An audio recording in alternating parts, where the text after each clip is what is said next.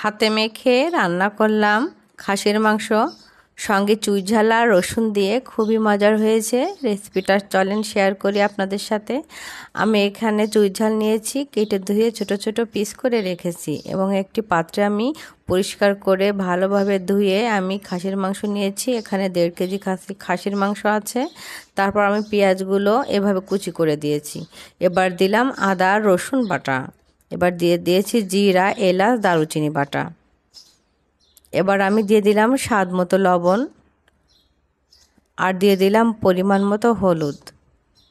মাংসের পরিমাণ কম বেশি অনুযায়ী মশলাও কিন্তু কম বেশি ব্যবহার করতে হয়। আমি যেমন ব্যবহার করেছি তেমনটাই বলছি। তারপর দিয়ে দিলাম আমি 1.5 টেবিল চামচ মরিচ গুঁড়া। এবার দিয়ে দিলাম একটা তেজপাতা আর দিয়ে দিলাম লবঙ্গ, গোলমরিচ আর এলাচ। এবার আমি রান্নার জন্য পরিমাণ মতো তেল দিয়েছি।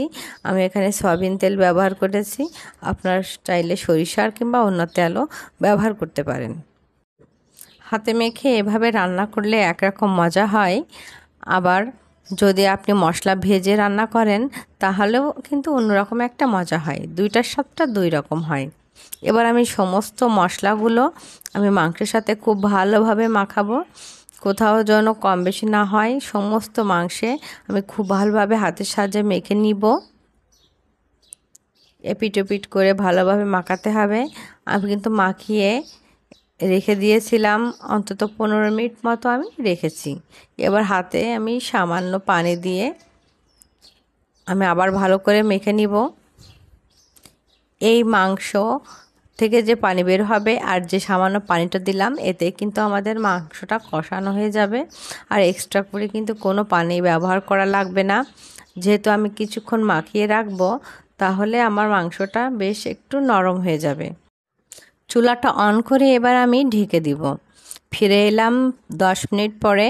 দেখেন মাংস থেকে কতটা পানি বের হয়েছে।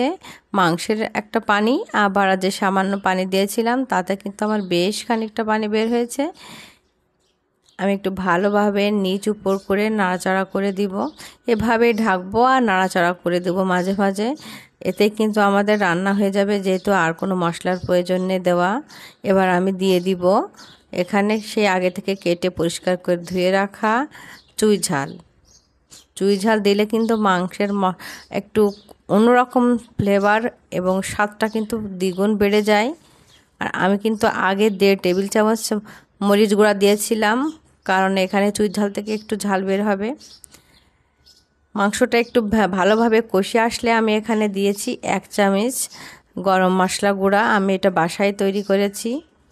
আমি গরম মশলাটা গুঁড়াটা দিয়ে দিলাম, এতে কিন্তু একটা কালার এবং এক্সট্রা ফ্লেভার যোগ হবে।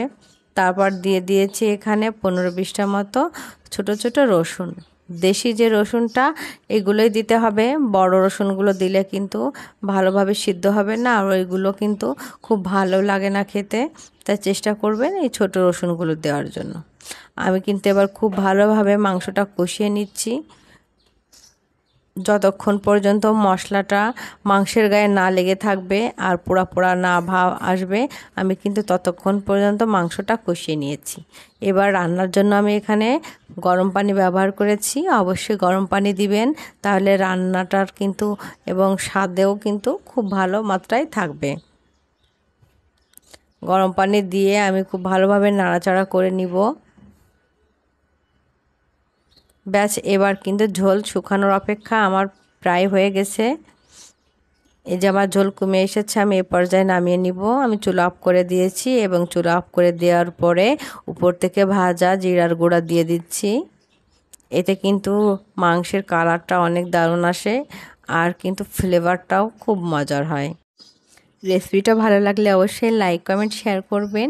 নিত্য নতুন আমার রেসিপি দেখতে ইমাস কুকিং ওয়ার্ল্ডের সাথেই থাকবেন। যারা ইউটিউব থেকে দেখছেন তারা অবশ্যই চ্যানেলটি সাবস্ক্রাইব করবেন। আল্লাহ হাফেজ।